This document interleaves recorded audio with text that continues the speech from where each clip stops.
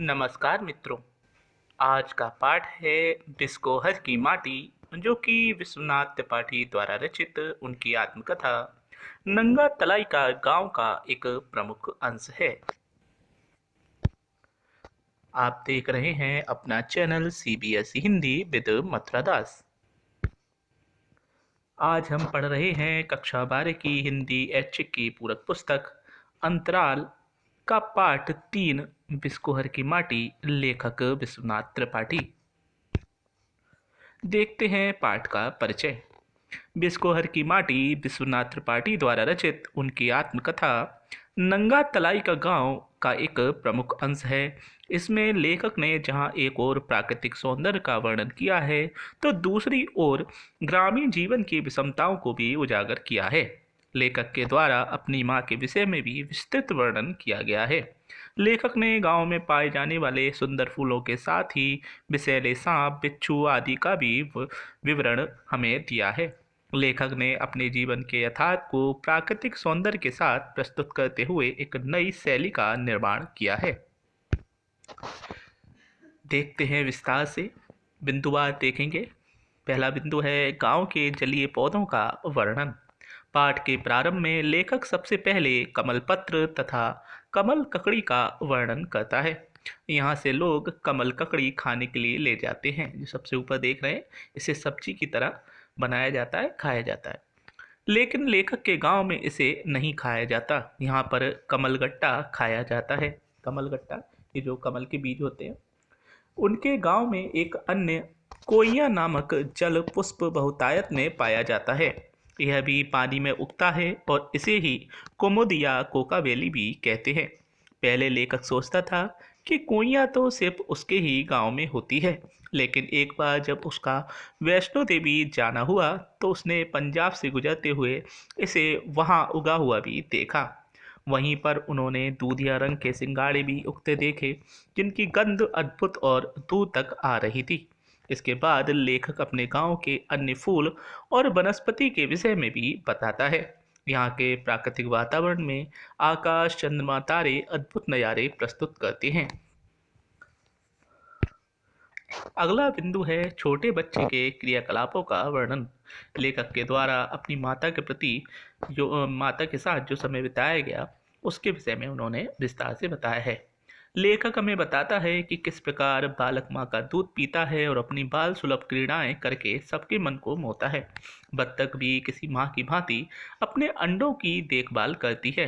इन सब के पीछे कुछ न कुछ प्रयोजन अवश्य होता है, ऐसा लेखक का मानना है। जब लेखक के घर छोटा भाई पैदा हुआ तो उसे ऐसा होने पर अपने ऊपर अत्याचार महसूस हुआ, क्योंकि उससे माँ का दूध छिन गया। माँ अब छोटे बच्चे को ज़्यादा दूध पिलाने लगी और लेखक का दूध उससे छिन गया। लेखक का पालन पोषण भी अब एक दाई के द्वारा होने लगा। तो बचपन में किस तरह का लेखक का मन था, वह दिखाया गया है।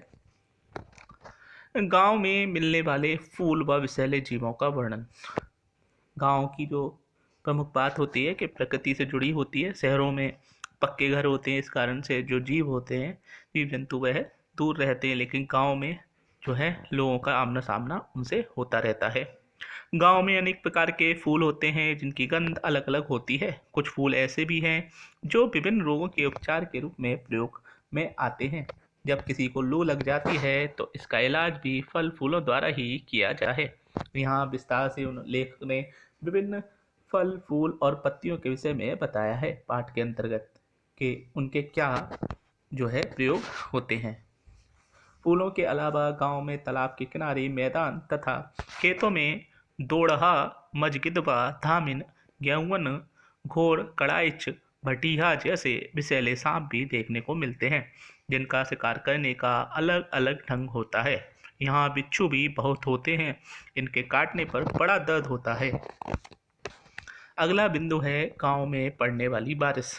गांव में जब बारिश होती है तो क्या स्थिति उत्पन्न होती है, वह बताया गया है। यहाँ की बारिश अत्यंत भीषण होती है। बादल जोर जोर से गरजते हैं और आंधियाँ भी चलती हैं। गर्मियों के समय जब बारिश आती है तो मनुष्य के साथ साथ जानवरों को भी खुशी महसूस होती है गर्मी से, क्योंकि थोड़ी राहत मिलती है इस बारिश से। लेकिन फोड़े फुंसे आदि भी इस बारिश से फोड़े फुंसी आदि ठीक हो जाते हैं, लेकिन मच्छर मक्खी तथा कीड़े उत्पन्न हो जाते हैं, पैदा हो जाते हैं बारिश के समय। और ग्रामीण माहौल में जहाँ अंधेरा होता है शाम के समय, उजाला लाइट जो है बिजली की व्यवस्था पहले नहीं होती थी उस समय, इस समय के बारे में लेखक बता रहा है। तो ये मच्छर मक्खी कीड़े और अधिक परेशान करते थे।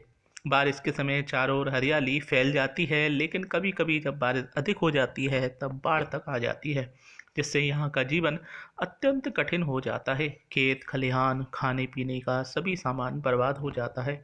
यहाँ खेती करने के लिए छोटी छोटी नालियाँ बनाई जाती हैं, जिन्हें बरहा कहते हैं। लेखक का प्रथम प्रेम। लेखक बताता है कि जब वे 10 साल के हुए तो उन्हें एक औरत को देखकर, जो उनसे उम्र में लगभग दोगुनी थी, आकर्षण का भाव पैदा हुआ। वे प्रकृति से बड़ा प्रेम करते थे, लेकिन उस औरत के सामने प्रकृति में विद्यमान समस्त सौंदर्य उन्हें फीके लगने लगे। लेकिन विश्वनाथ अपनी भावना आगे व्यक्त न कर सका और उसकी शादी बिस्कोहर में ही हो गई। विश्वनाथ बताते हैं कि उन्हें अपने गांव और यहाँ की औरतें सबसे सुंदर लगती हैं। विश्वनाथ को अपने गांव की सभी वस्तुएं मादक, गंभीर और असीमित की ओर ले जाने वाली लगती हैं। लेखक उस गंध, संगीत और प्राकृतिक वातावरण को आज तक नहीं भूल सका। लेखक विचार करता है कि उसने जीवन में कितना कुछ पाया और कितना ना पा सका, लेकिन आज बिस्कोहर गांव की स्मृतियां आंखों में विद्यमान हैं। हर कला में एक इंतजार है, हर दुख आने वाले सुख को पाने का मार्ग है। साथ ही यादों में मृत्यु का बोध भी अजीब तौर पर जुड़ा हुआ है। तो यह था पाठ विश्वनाथ त्रिपाठी द्वारा रचित बिस्कोहर की माटी। देखते हैं पाठ का सारांश पढ़ने के बाद हमें क्या जानने को मिला। प्रथम, लेखक ने अपने जीवन के यथार्थ को प्राकृतिक सौंदर्य के साथ प्रस्तुत किया है। ग्रामीण जीवन में आने वाली प्राकृतिक आपदाओं का वर्णन किया गया है। देखिए, जब आत्मकथा लिखी जाती है तो लोग अपनी भावनाओं को आधार पर आसपास की चीज़ों को बताते हैं, उसके साथ क्या क्या घटनाएं हुई। लेकिन यहाँ पर उन्होंने जो उनके बचपन की जो भाग है, छोटे बचपन का जो समय है उसके बारे में बताया है। तो उस समय जो एक छोटा बच्चा है क्या सोचता है, सब चीज़ों के बारे में, माँ के बारे में, स्त्री के बारे में, प्रकृति के बारे में, वह सब यहाँ देखने को मिला है। हाँ, यह हो सकता है कि जब बड़े होने के बाद के जो विचार हों वो ज़्यादा गहरे हों, लेकिन यहाँ पर बचपन की यादें और उनका जो बचपना है वह देखने को हमें मिलता है। लेखक ने अपने जीवन के यथार्थ को प्राकृतिक सौंदर्य के साथ प्रस्तुत किया है।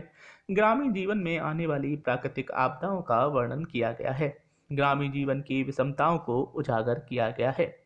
ग्रामीण जीवन का सूक्ष्म चित्र देखने को मिलता है। माँ का बच्चे के प्रति ममता व स्नेह का भाव दिखता है। तो यह था आज का पाठ बिस्कोहर की माठी। यह है आपका channel CBSE Hindi with Mathura Das.